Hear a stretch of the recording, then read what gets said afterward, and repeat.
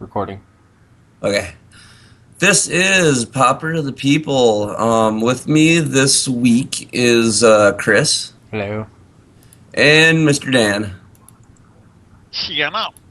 Uh, Peter won't be joining us this week. He has not feeling good. I'm willing to bet it has something to do with being up super late all weekend at con. No, I totally passed it to him via Skype last week when I wasn't on.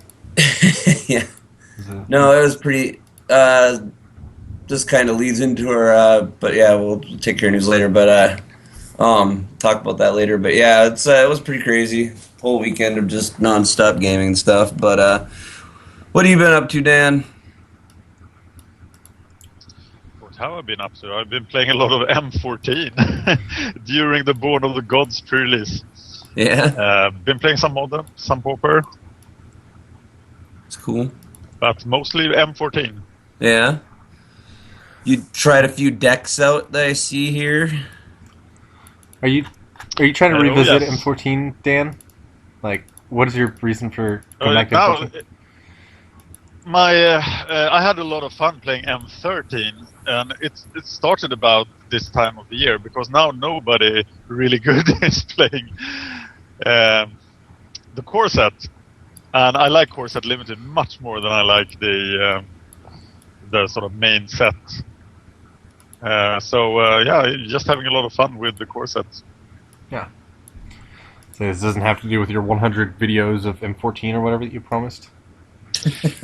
It plays in, absolutely. I promised 100 videos on M14, and we have now delivered 73. So Nice. there is some Almost work there. to be done.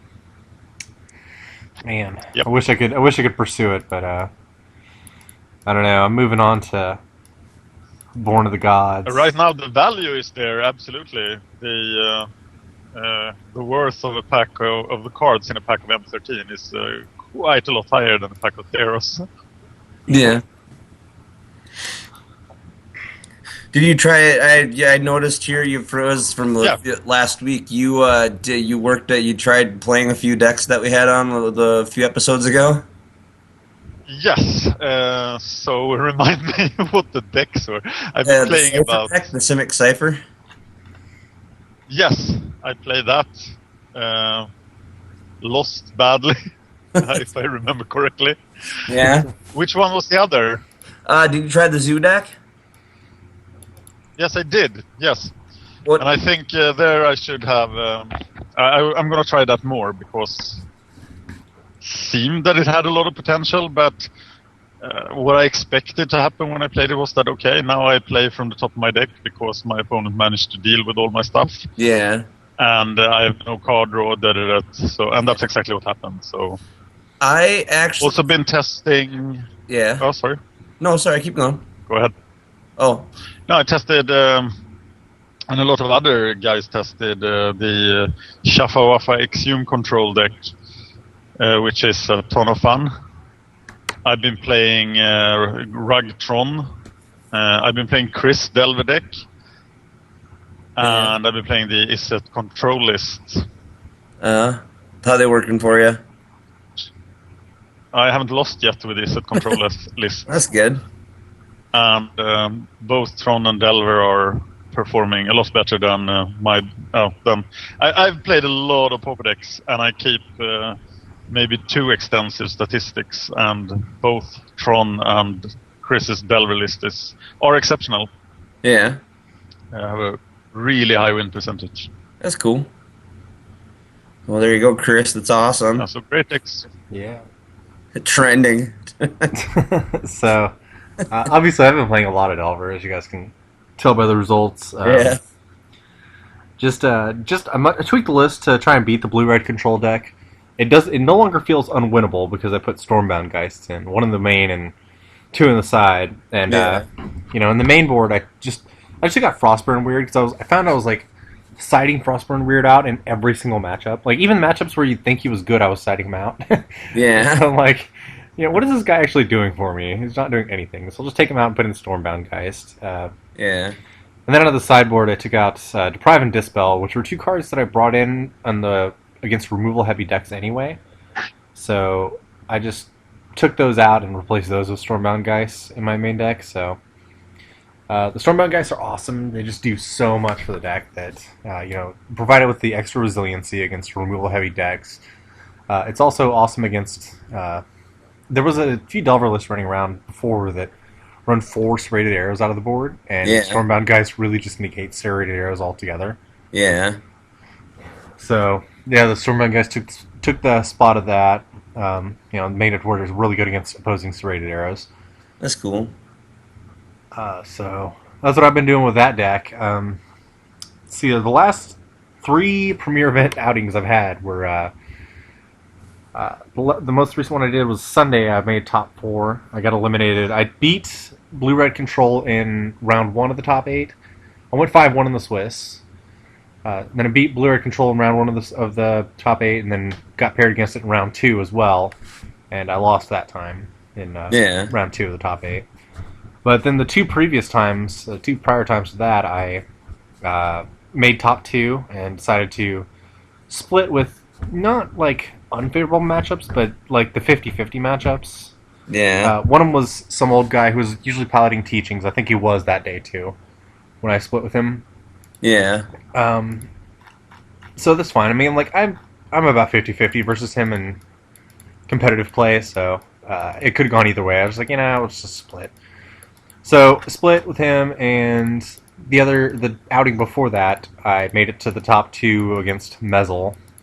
Yeah. Who is he's been playing Delver for many more years than I have. And while I feel pretty confident in my mirror match now, I just still it's like, well, if you're gonna, might as well just split, right?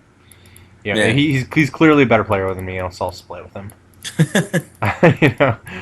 He's been doing this far longer than I have, and as confident as I am, he does have a very interesting way to play Delver that, he's very hard to beat. Yeah. Consistently. So, there you go. That's what I've been doing with Pauper. I finally, against your advice, Dan, I bought Mutavault so I could play Standard. Oh my god. Yeah, I bought Mutavaults. Alright. They're fun. Yeah, I picked up Mono Black Devotion with the Mutavaults, and just played a Standard Daily with it today, and 3-1 the Standard Daily. There you go. Yeah. Nice. So that pays for like 2/3 of a Mutavault. So now I just need to do that like 6 more times. I'm good to go. Yeah. And you have to do it before Mutavaults starts dropping in price. I'm not a standard guru or anything, but I don't really think that Mutavaults tank in price until rotation. And even then, I don't think they really tank because modern. They're still played in modern. Yeah, Mutavault. Everything tanks rotation. Yeah, I don't think. Sorry. I'll bet you that Mutavaults are less than 6 tickets in November. Yeah. Well, I mean, the thing was, Mutavaults before they were printed in M14. What was their price? I mean, they were. It was about 14 to 20. 14 to 20. Yeah. But the supply is enormous now compared to what it was. Yeah, but my counter argument to that is that modern is actually picking up a lot in popularity, especially online, and you're starting to see a lot of these decks. It's still not. No, it's obviously still a nowhere really near small factor. Look at what happened to Liliana at rotation. She tanked a little bit, and then she she lost spiked a third of value. Then she spiked way back up. Yes. Yeah, I'm not saying the price. I think Mutavaults will be worth a lot in like 2 or 3 years, but they will be for rotation. Yeah. But either way, I think you kind of need Mutavaults to play Standard right now. And until some deck comes out there and really hates out Mono Blue or Mono Black, and even Blue White Control plays like 3 Mutavaults. So I think you really just need Mutavaults to play. You just need Mutavaults to play Standard. And it's like, you know what? If I'm gonna delve into this, and I think there's a Mox coming up pretty soon in the Standard, for season 12 or something like that. So I'm like, I'm just going to go for it. I'm going to dive in. I'm going to buy the Mono Black Devotion deck, and when that Mox comes up, I'll play Mono Black Devotion for the Mox, and start to really learn the deck and play it a lot. I know I'm like really far behind the curve by like 4 months, but I feel like I can catch up and do that. Nice. Yeah, I think it's a super powerful deck for standard. Yeah, it's insane. And they just got a whole lot more fuel too with Drown in Sorrow and Bile printed. But hey, we're a Pauper podcast, and Yeah. we're going to talk about I Pauper. wanted to mention something. Did you play any block, Chris, lately? No, or have no, you the stopped that entirely? yeah, the block daily events just aren't firing anymore. I guess people just got such a bad taste of the format that just nobody's joining the block events anymore. And they're not. Yeah, I even looked at the Goldfish metagame report, and they said that 88% of the metagame is Naya monsters. Yeah, and I actually don't think that. 88%. Yeah. I don't think that any block dailies have fired since Born of the Gods was printed. Wow. I just Time it looks for like well, no. The thing is, I think people just are not joining it anymore because it's just like, no, I'm not going to play this stupid format because what's going to happen is people are going to play monsters. So the last Theros block daily that was printed on the Mothership was printed on Valentine's Day, and it had 7 results. So That's it? Well, I mean, that's pretty standard, right? Assuming that it fired with close to minimum people, 20 or so people. Then in the 7 results, it looks like they're all just Naya again, which isn't surprising by any stretch of the imagination, because the Friday was the first day that you could have Born of the Gods. But I just find it really interesting that you have a lot of potential for brewing in the format now with a brand new set coming out, and just nobody wants to do it. I think as a whole, a lot of people are just fed up with Theros, sick of it almost already, the block in general, because I don't know. it doesn't. I mean, it has some new it has some new card interactions, but what I'm hearing from a lot of the longtime gamers like myself, I've been playing Magic since 94, 95, 96. A lot of them are viewing. A lot of people are starting to categorize Theros and Kamigawa almost in the same category. Well, I don't think Theros' Still, sales it's the most. are. Well, no, not It's the sales. most successful Magic set ever. Because Kamigawa sold really good too. But I think it just in general, people are just the feel of the set is the same as Kamigawa almost. Yeah. It's just because Kamigawa. It's a Wizards product. It was Magic. It sold really good. There's lots of Kamigawa sales, but as a whole, if you look at flavor of the set, it wasn't that interesting. Kind of from a sense. I mean, it introduced ninjutsu, stuff like that, and they did the same thing with Theros, where they introduced some really cool mechanics. But a lot of people are starting to view the flavor of the set itself a lot like Kamigawa, and a lot of older players like myself. Yeah, they don't like that because we hated Kamigawa as a set, not money wise, but as a set. So, I think just the Theros block left such a bad taste in everybody's mouth with the Naya monsters completely dominating the metagame that I don't think anybody is just willing to jump back in yet. And I don't know what it's going to take for the Theros block dailies to fire, but I know there's a guy who writes for Pure MTGO who's got to be like, well, what do I do now? my block events just aren't firing. Yeah. Yeah. What does he write about then?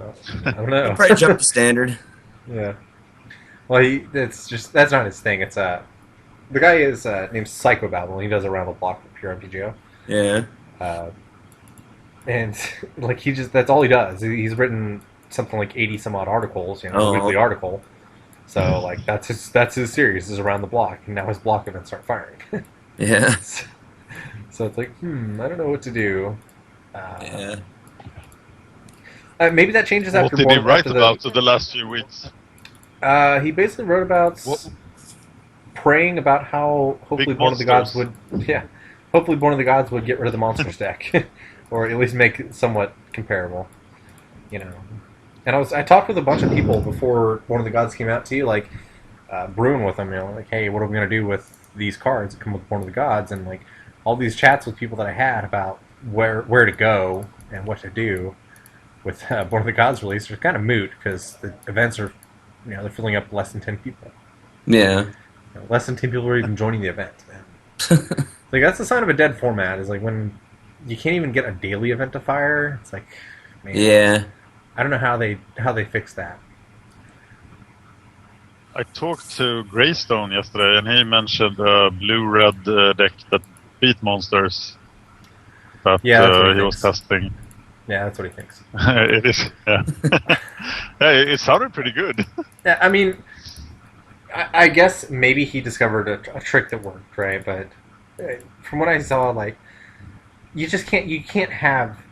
Theros Block just didn't have enough answers for the blue-red monster stack. You could mize wins, but your percentage was not going to be greater than 50 against monsters. Like, I think they say greater than 60% of a format of a deck dominating the metagame is the sign of a solved format. And, like you said, Naya Monsters has 87%. Yeah. And it's like, no, it's clearly the only deck if you look at solely the Theros set itself without Born of the Gods, the removal was really bad. The removal wasn't so great. There's no removal. There's Hero's Downfall is the only thing that you can have deal with Planeswalkers. Yeah. And then Hero's Downfall is just really, it's stretched thin on in Theros, in Mono Theros block constructed. And a lot of people are hoping that with Born of the Gods being printed, that Black got a couple more removal spells. So maybe you have a Black control deck that sort of balances out the Naya Monsters deck, but and we haven't had a single daily event to test that theory. Yeah. But at some point it's like, who's gonna try and jump in? Because I'll tell you right now, if I would jump into a Theros Block daily, I'm just gonna take Naya again.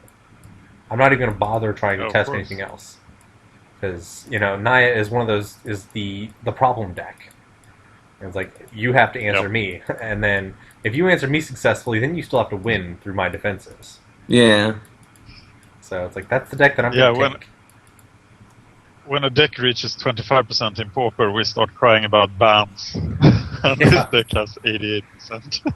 Yeah. I'm surprised they haven't banned anything, actually. Well, I think they were just hoping that... I think they were just hoping that Born of the Gods did something to fix it. And... they probably would have, right? If this format was solved in before December, then they probably would have moved towards banning something. Yeah. But the thing is, it happens... Naya started to really take over that format towards the end of December and early January. And then they're like, you know what, screw it. Born of the Gods is coming out in a month. So why ban anything? And it's just starting to reinforce what I've been seeing with Born of the Gods. Like, before, when the set came out, they released the whole set online. I had a whole bunch of my friends were just like, a bunch of my friends were really excited about going to the pre-release. Like, yeah, this is gonna be fun. But like, me and like one other person, my friend Garrett, were like, no, we're just gonna wait and buy singles. We're not gonna waste money buying packs on this, because there's like maybe 7 cards in the set that are worth even considering owning, and I couldn't justify with dropping money on a bunch of booster packs just to get those 7 cards. It's like, screw it, I'll just buy them. Have you played any Born of the Gods Limited? Yeah, I did try Born of the Gods Limited at Con of the North, and I was not impressed. When I did the limited, it just reinforced everything I thought it would be. Just really, really didn't like it at all. I think it adds a new dynamic to Theros, Theros Limited. Because Born of the Gods cards are really interesting to play with in Limited, I think. No, I wasn't too overly impressed with it. I was like, nah. I think I just wasted my time. I could have done something else at the con. Well, I guess you can have that too. I don't know. I played. Maybe I'm kind of biased because I just did some release events on Magic Online, and I got Aphora, God of the Polis, which is the blue-white god. Yeah. And man, I drew so many cards off of that god that it was absurd. Yeah. And so I had a lot of fun there with that. What else did I also cracked Master of Waves, which was pretty awesome. I didn't get to play it, but Master of Waves and like Hero of Erois, where I drew because of Hero of Iroas, I had a whole bunch of Nihilist presences in my deck. Hero of Iroas is the one that's 2/2 heroic creatures that your auras cost 1 less to cast. And so I had a whole bunch of Nihilist presences, so I just chained Nihilist presence. I drew like 5 cards in a turn off of Nihilist presences. It's cool. Yeah. Sweet. So it was a lot of fun. I had a lot of fun with the limited environment, and I'll probably be doing a few more of those. Yeah. But I don't know. Okay, now we talked about every other format but modern. But modern. So I just Who need to plays mention modern? that the bannings in modern seem to have created a super healthy metagame right now. So Yes, it has. The banning's totally done an amazing job. wide open. Yeah. So I'm having. It will be interesting to see the Pro Tour this weekend.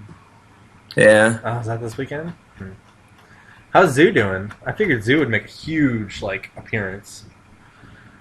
It's number 13 on Goldfish right now. That's pathetic. So, but it is doing stuff in the dailies, and I think Zoo is a lot more successful than Fair is actually. It probably needs a few more tournaments to get back up there.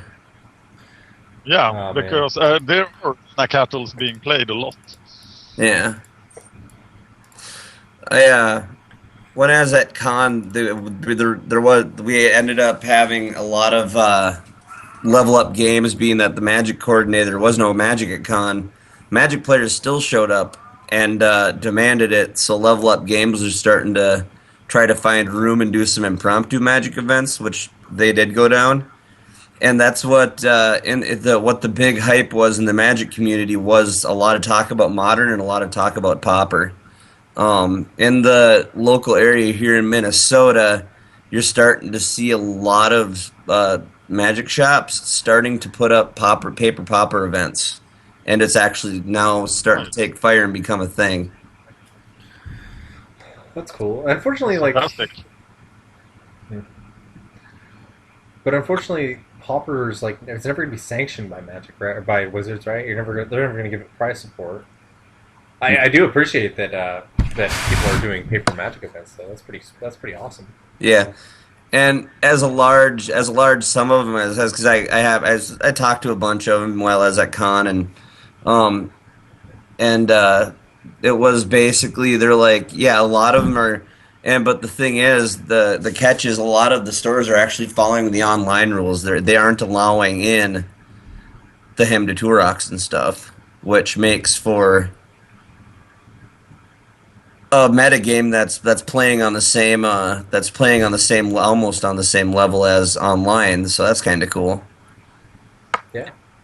I mean, that was really really cool to hear, and that there's what was it? I think it was Saturday was when me and Peter we'll wear our Pauper to People shirts that day. Got to talk to a few of the players, and all of a sudden a whole bunch wanted to come up and start talking about Pauper. So that's cool. Pretty cool conversations going on. But yes, and that and the Modern was the other big thing that people were talking about, how it enabled Zoo back and Fairies is coming back because in paper too. Fairy a key card Vendilion Click used to be at $50. As soon as the bannings came up, Vendilions jumped $10 and now they're $60 a piece. So and they're almost there online. They've gone from 27 to 50 online. Yeah. So I mean, we're gonna see Fairies come back. We're gonna see Zoo. We're gonna see probably people trying to pull off Living End, being now that its biggest enemy is gone. So yeah, I think Living End is pretty sweet. But yeah, Fairies is... Then they will learn that Jund is playing for Scavenging Ooze now. Yeah. Instead of Death Right Jump. Yeah. Sorry, Living End. Jund isn't nearly as strong though. It doesn't have the same reach that it did with No. Death Right Shaman, right? Hell, it's gone from I think being... Jund will recover.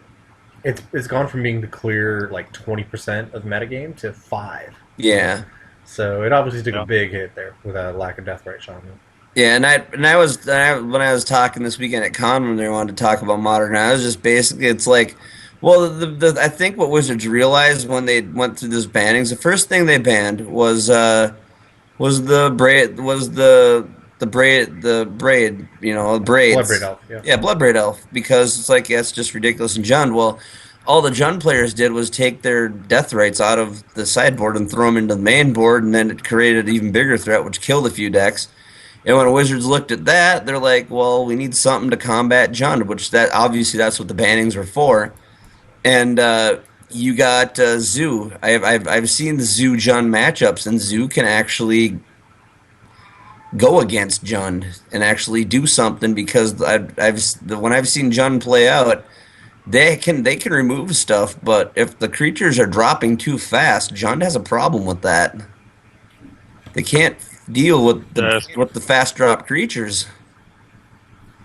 Especially when Liliana actually comes down on turn 3 instead of turn 2.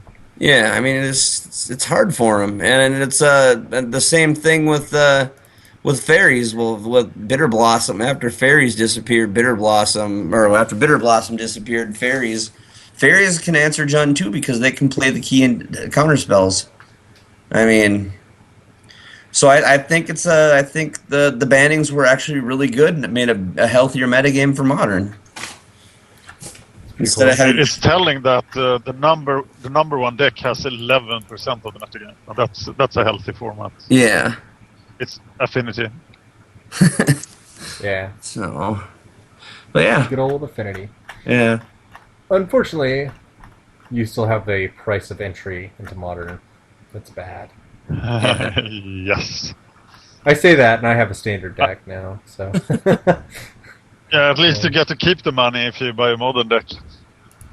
yeah, And Say, your my money standard doesn't deck. rotate out. that is true. That is 100% true.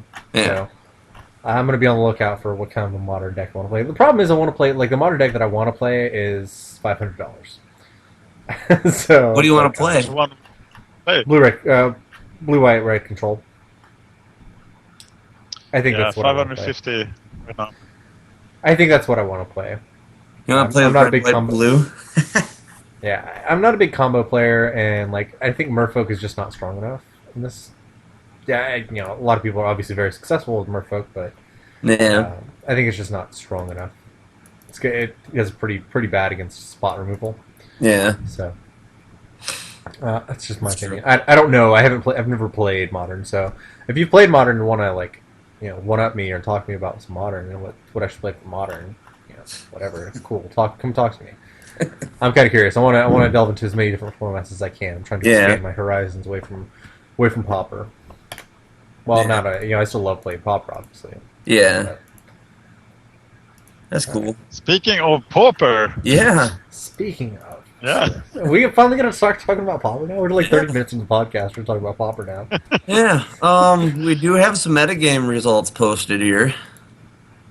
We got MPDC Worlds. This event had a lot of white weenie in it. Yeah, Our first place deck was Mono Black Control.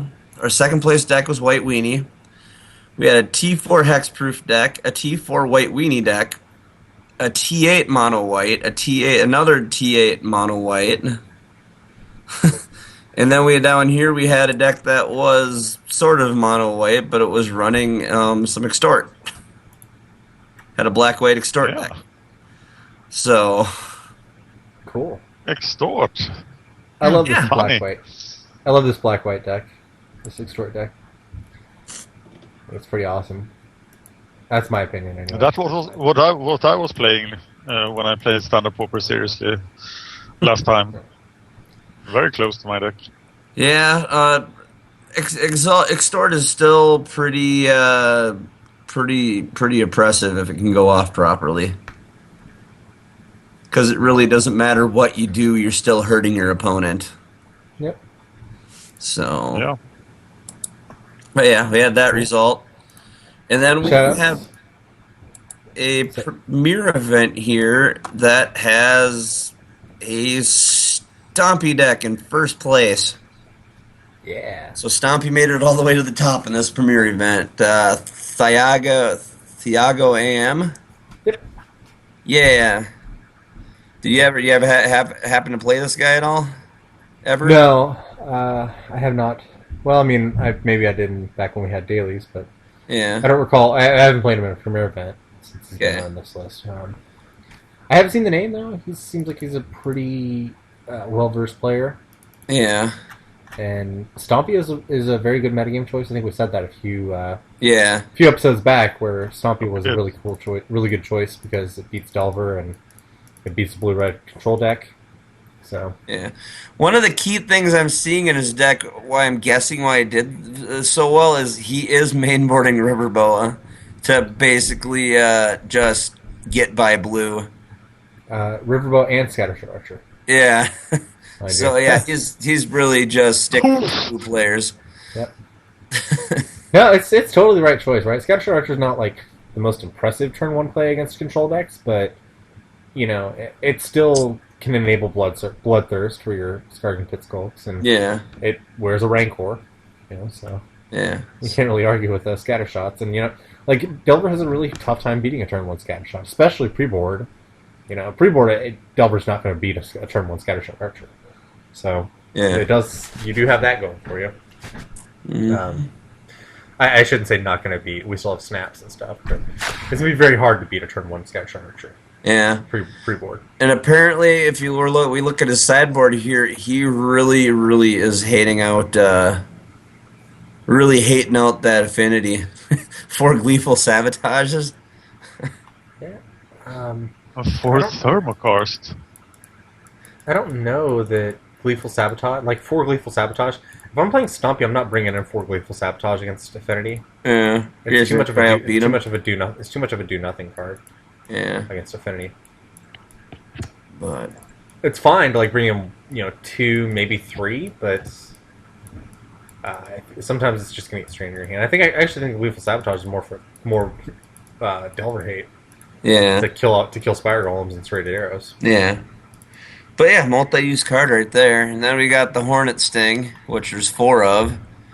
That's really good against the. I guess I've played that against the Delver before it's gonna flip. Yeah. It also seems very reactive to Delver. Yeah, I don't like Hornet Stings if I'm playing Stompy, because if you're playing Stompy, you want to be the problem deck, and like you want to be less of a control deck. Like Stompy can take a control route, but it's not very strong as a control route because Hornet Stings. Hornet Sting was great against Infect. Yeah. So yeah, maybe it's good against like some kind of weenie strategy like that, but I don't think I bring in Hornet Stings against Delver. Yeah. Personally.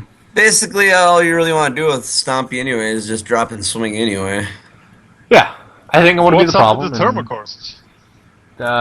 Tron's actually pretty rough for Stompy. Yeah. Is it?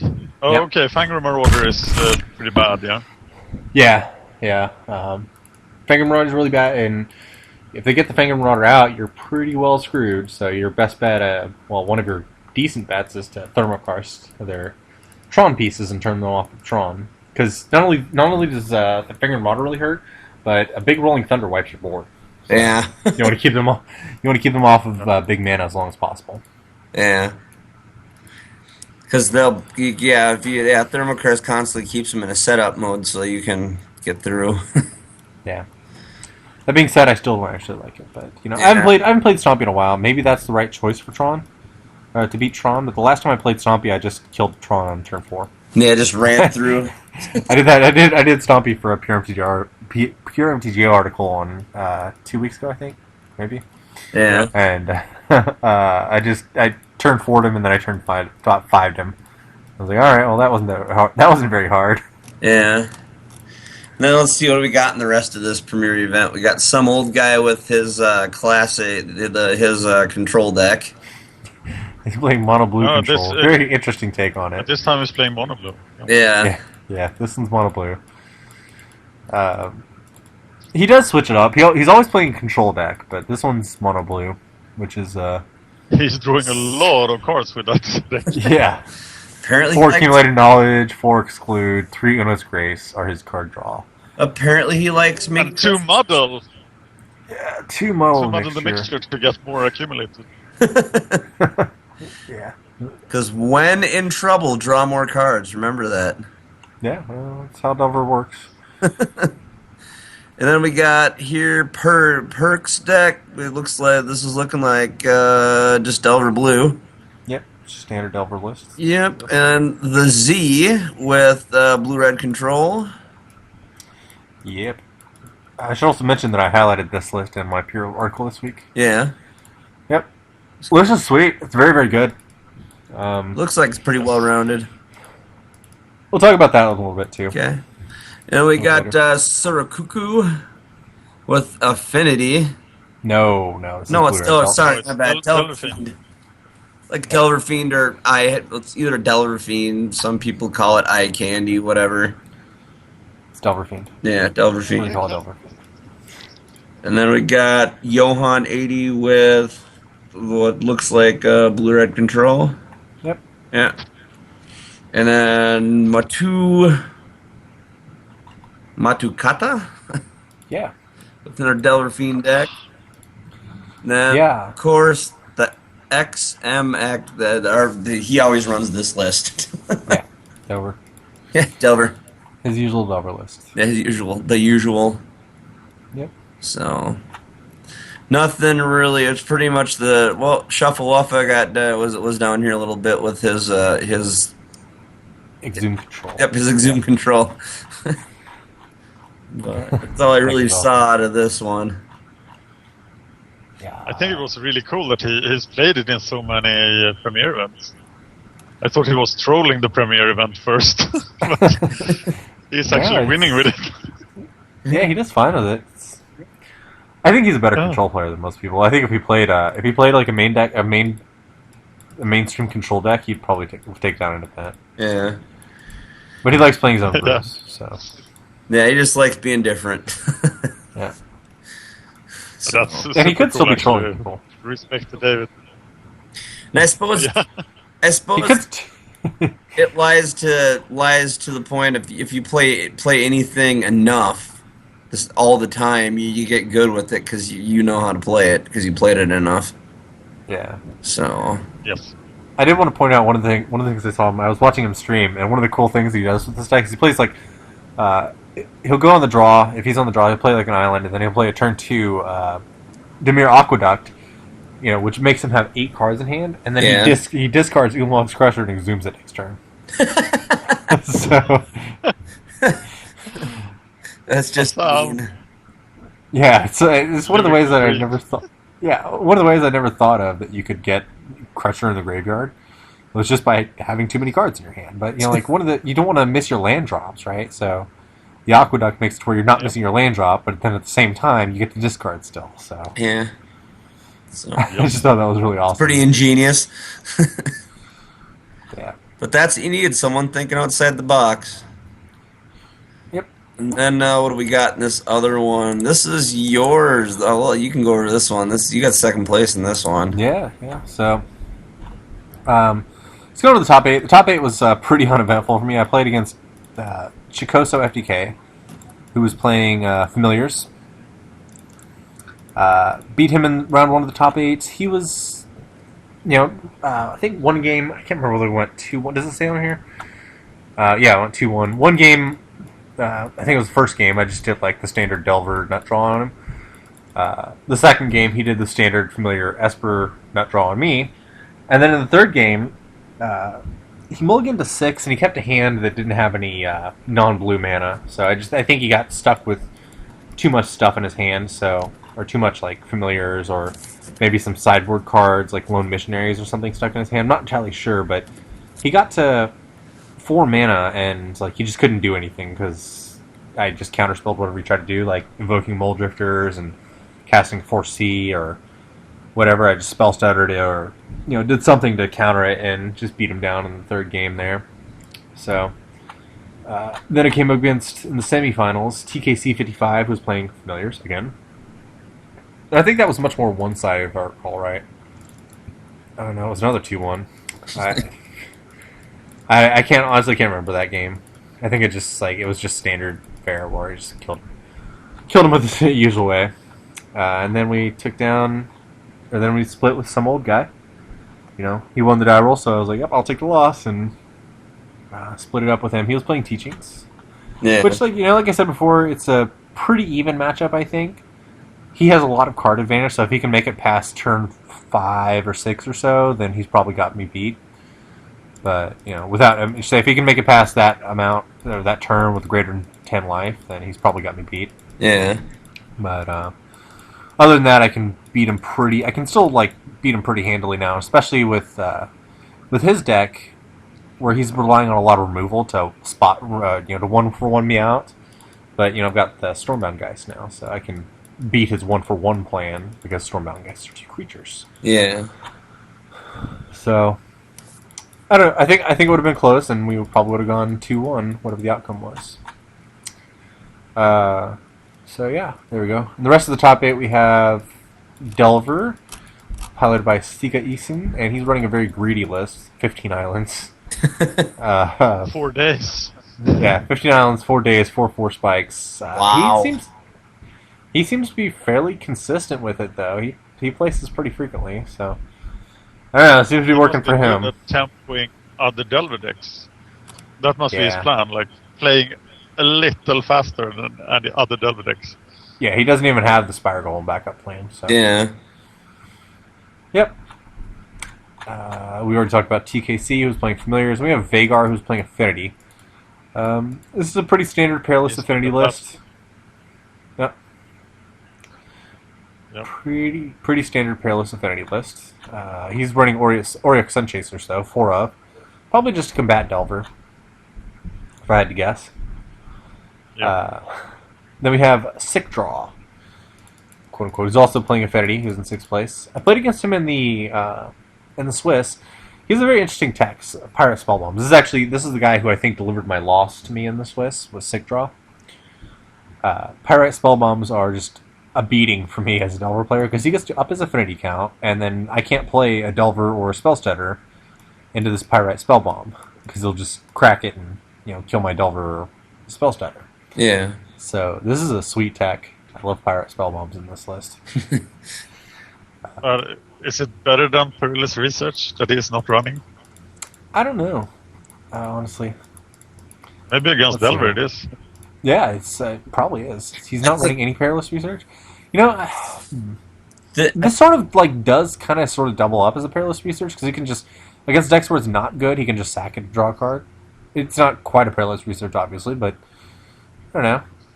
I think it does okay. I think it'd be really Double cool. spring cleaning in the sideboard. Yeah. Yeah. That's funny. I think this would be really cool to see this deck versus Perilous head to head. Yeah, I think Disciple of Vault actually gives this Affinity deck an edge against the other Affinity deck. All the Disciple of the Vaults? Yeah, that's a problem. Yep. Yeah. So, hey, there you go. There's your answer to that. That's how you beat the mirrors, play Disciple of the Vaults, which most of the other Affinity decks are not running right now. Yeah. So then we also already talked about Chikoso, FDK, who was running Familiars, and then we have a Mono Blue control list, piloted by Straka 3. This is a pretty standard Mono Blue control list. Although he's not running Accumulated Knowledge, which makes me sad, but, well, he made it to the top 8 with it, so can't complain too much. Yeah. Or whatever. So there we go. Anything else of interest in the top 16 here? I don't think so. Well, we have a Goblins list. It's pretty sweet. He's running Intimidator Initiates. Uh, Yeah, he's Intimidator Initiates, a 1/1 Goblin for red. Goblin Shaman. Whenever a player casts a red spell, you may pay 1. If you do, target creature can't block this turn. It is a 1-drop. Yes. Yeah, it's a 1-drop Goblin, and you get to falter some things. That's cool. Pretty nice. I still don't like Sparksmith. You're crazy. Sparksmith is awesome. I don't like it. it's game against Delver. Ugh. It is. A Resolve Sparksmith just beats Delver. Straight up. Oh, a ninja. Okay, he dies. A Delver, Yeah, he yeah. dies. Spygol, he dies. Yeah. Doesn't matter. You're still risking a lot though, because you're hurting yourself in the process. That's Yeah, but you are goblins. dealing out more damage. Yeah. Yeah. It sucks in the mirror though. Yeah, it does. Well, it doesn't necessarily suck. Just be careful with it. With how Very many times you careful. activate it. We have a sliver deck. Slivers? That's still a thing? Yeah, it's still a thing. Yeah, pretty standard slivers list. Yeah. Although, why do they keep playing Ranger's Guile? Oh my god, play Vines of Vastwood. Yeah, Please really. just play Vines of Vastwood. It's not illegal. You can use it in this format. Just play Vines. Why- It's better in every situation I can think of. No, if you have, if you want both the plus and the untargetability, you only have one mana. Then Ranger's Guile is a little better, isn't it? Okay. You need, yeah, Every relevant situation I can think of. yep. We have one more premiere event. Oh, man, we do? Okay. Yeah. Is it linked on the- is it linked on the show Bird notes? took down. Oh, yeah, No, it's not. I played in this one. Yeah, you got like top 4. I was fourth. Yeah, fourth or something like that. Burn took it down. That was so funny. You know what's funny too? What's even funnier than that is that not only did Burn take it down, Burn actually beat Delver in the semifinals to take it down. Yeah, and it beat Perks, who Yeah. is a very good Delver player. Yeah. No, he didn't just beat. He did not just beat Delver. He beat Mono Blue Control in the quarterfinals to come up against Delver in the semifinals to beat Blue Red Control in the finals. So shout out to this guy. This guy is amazing. He's got to be an amazing Burn player, Yep. amazingly lucky to do that. Wow. So yeah, shout out to him. His Burn list is pretty much all in on the Burn plan. He's got no backup plan at all to speak of. Yeah, no creatures except Marauders. Yeah, which actually I think is the right call with people playing excludes. Yep. You know, so many excludes in the metagame right now. So his list is very all in. It's just 4 of all the good burn spells, and then he's got 1 Curse of the Pierced Heart, 1 Incinerate, and 2 Shard Volleys. Wow. Yep. 4 Flame Rift is pretty unusual. Yeah. How do you feel about that? I haven't played Burn really, so. It could be the right metagame call right now. For some reason. You see very little life gain in the meta right now. Yeah. It's just a Saurius kitty pretty much. Which That gains life. Yeah, now that David's not playing it, nobody's playing it. No. Now that David's playing Zoom Control, nobody's playing Azorius City. So, this would be madness against Stompy or like really aggressive decks. No, I don't think so though, because Burn has the 4-turn clock. As you end up it's stuck just a- with Flame Rift a lot of the time. Yeah. I played 1 Flame Rift for a while, and it was often useless. Yeah. But when you're racing, you don't want to give away 4 points of damage. Okay. But he's Well, not racing; he's playing in control decks. So, Yeah. Yeah. So it's probably the right choice. but I hate the needle drops in a Delver heavy meta. You get stuck with the needle drops. Yeah, they can be a pretty big problem, but yeah, well, it Well, obviously you worked for him. spell stutter my Searing Blaze, and then I'm stuck with needle drop. Yeah. Well, I assume you side out Needle Drops against Delver. Yeah. Yes. Yeah, I assume you side out Needle Drops and Flame Rifts, maybe, against Delver? Because you're probably going to race Delver. That's how you're going to beat him. Yep. So, alright, so Burn took down first place. Second place I talked about a little bit already, who's Blue-Red Control, followed by N1N. And, He beat you. yeah, he beat me. He's got a... Man, I saw so many sideboard cards out of him, though. It was absurd how many in the games that, the post-sideboard game, he brought in Shattering Pulse. I saw all 4 Pyroblasts against me. I saw a Deep Analysis, and I think 2 Annuls and a Dispel. So like all of the sideboard cards he brought in, I just saw them all, and the matchup's already pretty rough even without sideboard, and after sideboard it's just like it's almost unwinnable. You have to hope for a really good draw against them to really win. But yeah, he beat me pretty handily 2-0. Then you got my list, same list as I was running before. Then we got Perks, which is interesting because he was running Stompy a while back. One or two of these premier events ago, but then he made the switch over to Delver. Can't say that I argue with that. Delver will always be good in this format. I think Delver will always be good in this format until something else comes up that seriously changes the metagame. I think Delver will just always be good. Yeah, it's just the card's just so solid. Yeah. Yes. So moving along, we have another affinity list, which is another interesting take on affinity. We have an affinity list that's not running any Carapace Forgers. So this guy said, you know what? You know what's awesome about affinity 4/4s? Nope, just kidding. It's not really that awesome at all. So we're just going to cut these 4/4s. And play something else. Play Disciple of the Vaults. So this guy's looking for the pure combo, I imagine. I played against him. I beat him, I think, in round 1 of no. I beat him in the Swiss, I know that, and I was like, what? How did you... What are you doing against me? Because, I was really confused to see Disciple of the Vault post sideboard against me as the Delver player. I'm like, so you left in something that I can Spell Strider? Without even having another Cloud of Fairies or Spell Strider on the table? Okay, he got me with it one game, though, where he had 2 Disciples out, and he resolved an ATOG, and he just killed me on the spot there. So, he got me there. Can't really argue that, but I beat him 2-1. And I think that has to be because of the sideboarding. It's like, no, you can't do that. The 4/4s are how you beat Delver. I think you really need to leave them 4. You need to have 4/4s in your deck. But hey, you got 5th place, so he did something right. Yeah. It looks very geared to beating Control.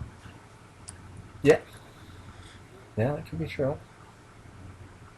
But even against the Izzet deck, Disciple isn't that great, right? I don't know. I think it actually is. I think it's actually very good against the Izzet deck. Because he gets to... If he resolves... if he resolves a Disciple of the Vault or 2, if he ever resolves an ATOG or, any of his creatures, then when they kill it, they're going to lose a lot of life. I don't know, maybe it's good, maybe it's not. I'm not entirely sure. I know there's 2 very distinct possibilities there. Maybe it's good or maybe it's not.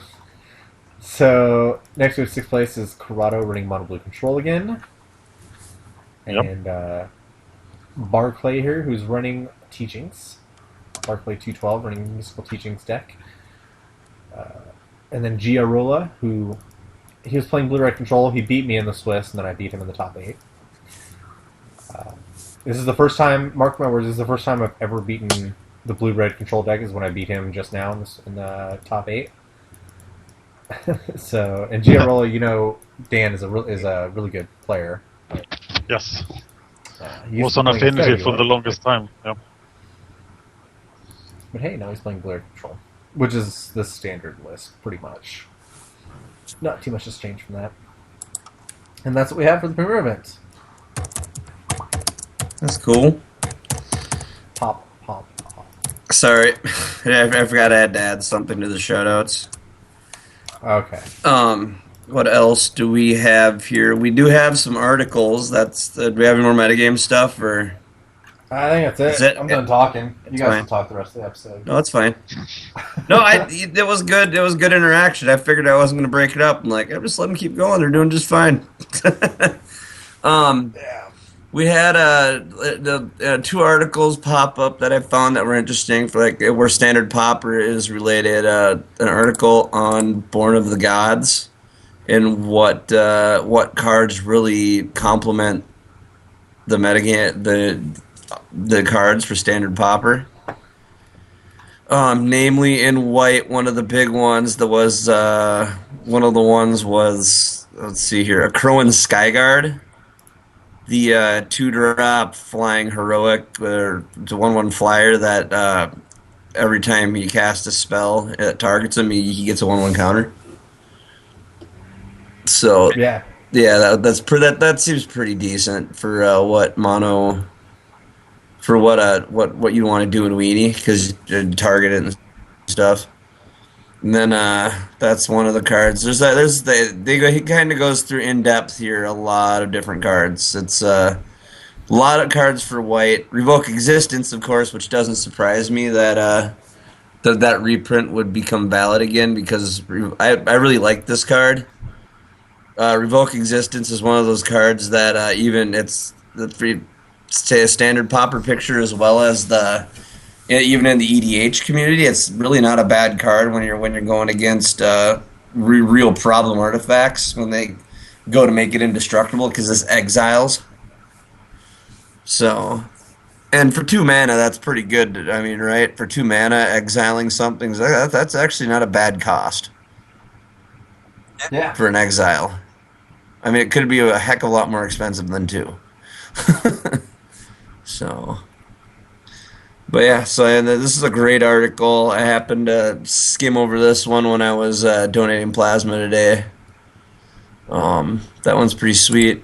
And then we have an article, Thoughtcast article. We've highlighted a bunch of these articles because they're really good. Guild Gates versus Expanses. Basically, this article he is weighing Terramorphic Expanses versus Guild Gates.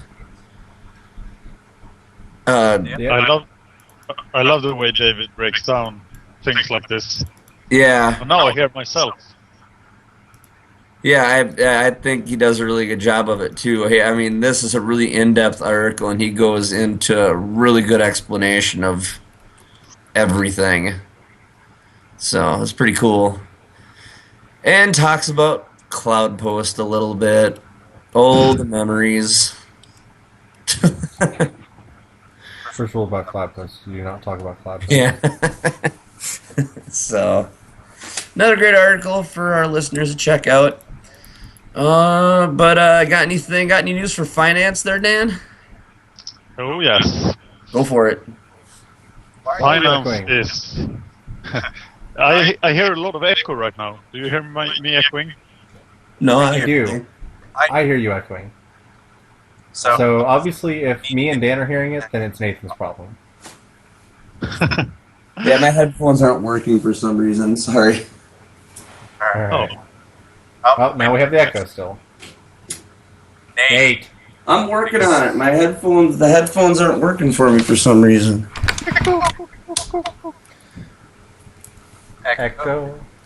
Yep, still have an echo. Still have echo. Still have echo. Echo. Echo. I can say Nate's a douche and it'll echo Nate's a douche, Nate's a douche, Nate's a douche, Nate's a douche. Hold on here.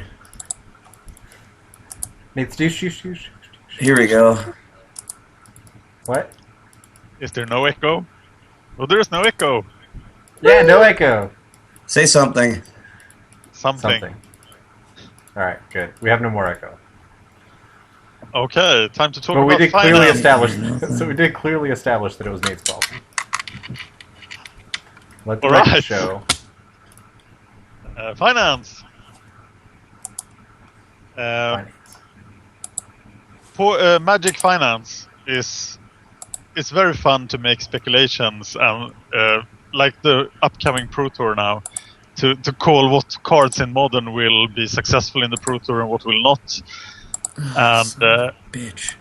Finance is not like that. Finance Yeah, is my headphones aren't working. I can't hear you guys.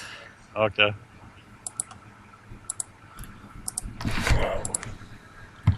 Yeah, my headphones aren't working. I can't hear you guys. Okay. Well, now we have the echo back. Here. What the fuck? Nate! God damn it. Hold on, I'm working on something here. I'm gonna turn my And speakers now I down. sound like high pitched and shit. Okay, I think we're good. No more echo. How's that? How is that? I don't know. Sounds better. It's a little. Yeah, it's better. Ish. There. I'll just keep it low. I can still hear you. Okay, good. We'll talk loudly. No, We'll it's talk fine. very I loudly. can hear you guys clear. Just keep going. Okay. But yeah, go ahead with Finance, finance. finance, finance, finance, Yeah. finance. I wanted to make a point out of that shots calling is a bad idea in Magic Finance.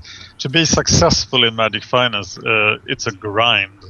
And your brag stories are not interesting, and you should not be going for them. So now a lot of finance people are looking at the Pro Tour and trying to speculate there. And I'm just not touching it because that's not the way finance works. That's not where you find the expected value or the hourly rate that you must also consider. So I'll include a link that about why you should not call shots in finance. I also like to say that you should absolutely not, unless you need the cards for play, now is the worst time to actually buy any Born of the Gods, because the Born of the Gods will crush. It will really, really crash. For a long time, prices for Born of the Gods and Theros will keep dropping until for 4 more months. So mid-June for buying Theros block cards, unless you need them for play. So in finance, I'm always looking for cards that can give. It's important to have goals, and I'm looking for cards that can give over 200% within 12 months. And right now, those cards come from the flashback drafts still. The flashback drafts are over, but here are some Pauper cards that are historically really low right now because of the flashback drafts. So I've been picking up Molten Rains, 15 cents, Nightscape Familiar, 15 cents, Great Furnace at 15 cents. Some cards have already gone up from the Mirrodin and Invasion drafts. Unmake looks interesting at 34 cents, and White Ween is not a big thing in the meta, but White will come back someday. If you look at the curve for Unmake, it's a constant history of hitting one ticket and then falling down, hitting one ticket, then falling down. I have a couple of modern cards as well I'm looking at. You want to hear those? Go for it. Sure. Warren Instigator. Used to be 10 tickets, is now 2. Oblivion Stone is maybe almost the only staple modern card that has not spiked yet. The modern is hyped right now. But Oblivion Stone is still low since the flashback drafts. Also, I like to talk about Jace the Mind Sculptor. He was recently drafted. He was in From the Vaults 20. But imagine how many people will want this guy in June when Vintage Masters is released. Everybody will be playing Vintage and Legacy. And who's the best Planeswalker in those formats? It's Jace the Mind Sculptor. You can get him for slightly above 30 or even less if you want the From the Vaults version. Wow. Yeah. Kind of funding. So we're going to stay away from Jace. Yeah. He costs a lot already, but I think he has a lot of potential. Exclude has dropped, so it's time to pick up your playsets, but it's not a speculation target. It will be hard to get 200% out of Exclude. And Prohibit. Does Prohibit really have a home anymore, Chris? It could. The thing is, it's like the best counterspell nobody's playing right now. Yeah, if anybody plays it has a lot of potential. Yeah, David's playing 4 of in his Exhume control deck. I think it's still a very good counterspell, and just right now, Exclude seems to be where the control decks want to be at the moment. I don't think by any stretch of the imagination that Prohibit's bad, and it's less than 50 cents right now. I think at the very least you get your playset. Yes. And to see Prohibit costing 1.5 within the year doesn't seem unlikely. No. Also, a lot of that depends on how many new people are adopting Pauper, how many new people want to play it and want to buy the cards for it. I think Pauper's always going to have a home, and if somebody comes up with a deck that uses Prohibits or tweaks the blue-red control deck to run a few Prohibits or something, then you start to see that price go back up because. Yep. Prohibit's never been a 4 of in any deck that it's been ran. It's always been like 2, maybe 3 of max. Yeah. Right? So, it's always there. Yeah. So, Also, Cloud of Fairies is pretty low still, but it's being played a lot. So, and that's also a result of the flashback drafts. Yeah. I think actually the Cloud of Fairies like sort of flooded the market. I don't know that the Urza's cards go back up in value. Because like all these commons, like just people got them all. And no, but it's happened before. It's not the first time Urza block is drafted, so it'll take a couple of months, but then prices are back up. If the card has a home, and Cloud of Fairies seems to have a home. Just look at the curve for those cards that it was sold. It was down to 2 tickets back in December 2012 when Urza was drafted, but then it went to 10. Yeah, it went to 10 whenever it was in Fisher Post too. So it's still being played in two good decks right now in the format, and it's still a broken card. Yeah, I think unfortunately though, when it was like that, you had hundreds of people playing these daily events, and I have my doubts about popular speculation in general because of just the small amount of people who play in premier events. We saw the biggest premier event fire since like the return of premier events back in early January. Yep. And that was this weekend. I think it fired with 44 people, and that was I was pretty impressed to see that many people fire the event. Yeah, I had those fears 1-2 months back, but I don't have those fears anymore because it seems to every card is behaving like it should. Like the flashback draft cards have gone up. Demand seems to be there, so it must be casual if nothing else. Yeah, I think there's some people who have barrier to standard format problems who they are still gonna play Pauper. I think that the days of 10-ticket Pauper cards that don't see play in any other format are done. Yep. I think so too, absolutely. But I don't see Cloud of Fairies. If it does go up, I don't see it going up past 3 or 4. Really? Yeah, I could see it being 6 again. I don't think so. I think there's the people who are playing Pauper they either already have their Cloud of Fairies, or I don't think the demand is there to raise Pauper prices that much anymore. I think that's why I think you haven't seen Snaps and Unearth and whatever go up. But Unearth has gone up a lot. Yeah, it was down to I think whatever without. I'm not like a price finance guru or whatever, but I think that was just price correction. Is that what it's called? Where it's it should have been this price all along, but it hit the 200% in 2 weeks after it was flashback drafted, and right now it's up 350% since the flashback drafts. Yeah, that's good enough for me. Yeah. So I'm not saying that Cloud of Fairies is the best card to get, but I think it won't get much lower. I would definitely look for the cards that are in Modern as well. So Molten Rains, also been picking up a lot of Darksteel Citadels at about 35 cents. Okay. Yeah, that's actually not bad at 35 cents. I have a long list of stuff that should be sold right now, but it's all modern stuff and legacy stuff. Yeah. So I'm skipping that. If anybody's interested, check out my YouTube channel, Magic Gathering Strat, where I have the weekly finance tips episode 7. I'm looking at the show notes for that right now. I also like to mention then that I will be away for 3 episodes. So I will be back on March the 17th, because I'm going away on a romantic getaway to Thailand with my wife. That's cool.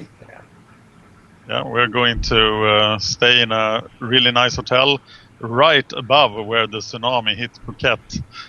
So nice. we have a jacuzzi on our balcony. So if the tsunami comes back, we have a front view. So we'll sit there and sip our drinks and watch people drown. That's always fun. That sounds morbid as hell. Brennan will be here next week.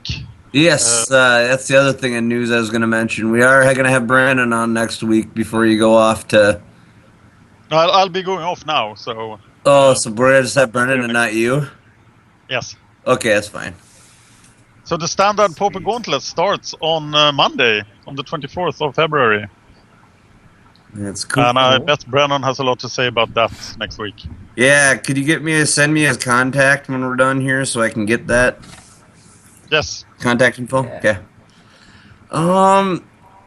Rage of the week. Couldn't find anything. That's pretty quiet right now. Yeah. People aren't getting as angry, so... Sad state of affairs. Does that mean that people are getting nicer? Probably not.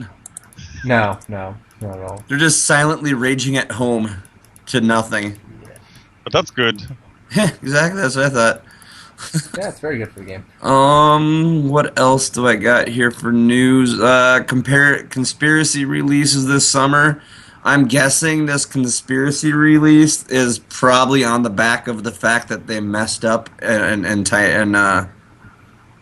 they messed up and accidentally put a card in a pack.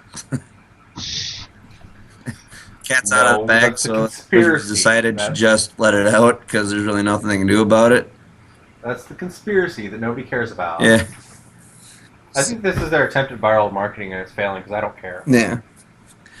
Other than that, shout-outs in email. A few shout-outs. Went to con this weekend, obviously. A lot of people knew about that last week. I got in contact with quite a few gaming companies. We got a local one in St. Cloud here called Prolific Games. They have a bunch of games on their Kickstarter that they're doing. They have some pretty cool games. I'm signed up now as a game tester because I'm in their area as they put new projects out to just test games out for them. They have a really cool line of games that aren't normal. Their two big ones out right now it's called Flapjacks and Sasquatches. It's a really funny game where you're trying to gain flapjacks and Sasquatches are stealing them. It's a really, really stupid fun game. That sounds like something you would enjoy. Yeah. And then they have another one called The Hirelings, which is like they're poking fun at D&D. So that's pretty interesting. Kind of want to give them a shout out. Just check out what their projects are on Kickstarter. They have pretty cool stuff. They're really nice people. Another one here, Man the Bridge is another event I did. It's a team building type of exercise thing where, but it's also a game that a group's trying to put out. They put you in a setting of like Star Trek, and you're actually controlling one of the bridge stations on a starship, and you're actually just on a makeshift bridge and sharing a view screen with everybody. Basically, they have a room that has a projector, and they have these iPads hooked up, and you're like, if you're on weapons, you're only in control of weapons, and you're just going through a simulator. It's a big simulator, like being on a starship. It's kind of cool. Had a lot of fun with that. My ship got blown up twice, but it was a lot of fun. Kind of shout out them. And for those that we haven't had Grant Champion on in a while, I'd like to get him back on. So if Grant, you're listening to this, need to get a hold of me.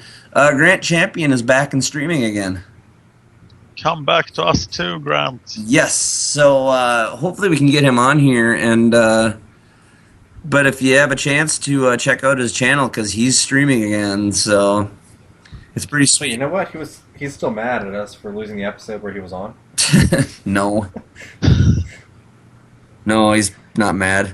And then again, Mikey K, one of our past alumni co-hosts, he's streaming too. He gets on and streams. He's still streaming.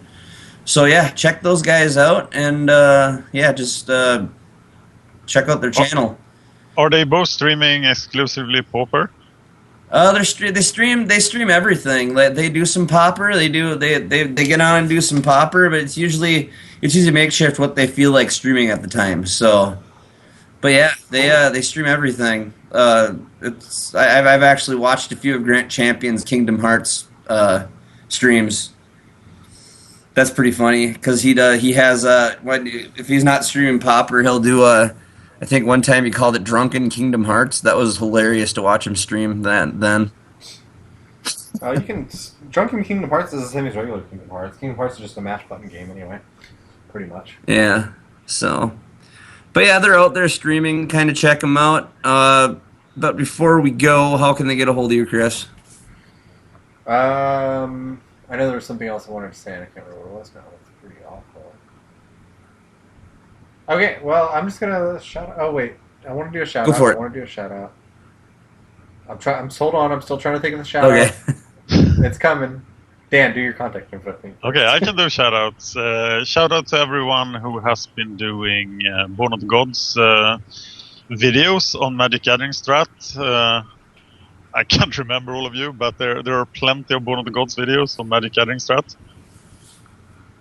Shout-out to Just Another Magic podcast. I was on that 7 hours ago, and that was a lot of fun. They were celebrating a year of podcasting. That's pretty sweet. If you want to reach me, you can find me on YouTube at Magic Gathering Strat, and you can find me on the Pauper to the People forums as Sissela. I'm also on mtgeostrat.com. Cool. Okay, I remembered. All right, so here's my shout out. I need more decks to showcase for Pure MTGO. So if you guys have decks, if you have a brew, if you have a Tribal Zombies deck you want me to try, I need deck lists. Ship me over deck lists. You can do that. I actually do it to my personal email, cweaver8518@yahoo.com. You can also tweet me if you forget that. My Twitter is at cweaver8518. I wanted to shout out to Exelon Company, who did my job interview for me last week. It was a great experience going out to Illinois, no matter how freaking cold it was out there. I got to see some awesome sights, but Illinois was like -2 degrees when I landed. So, but hopefully I'll get this job there, and if I do, if you're in the greater Chicago area, I will be around, and you'll have to hook me up and let me know where the good game stores are. Maybe I'll have a not crappy LGS that I can play Magic at. Yeah. So, there we go. I think that's about it. Also on Magic Online, you can contact me. My name is C Weaver on there. Okay. Chris, I love to see. Uh-oh.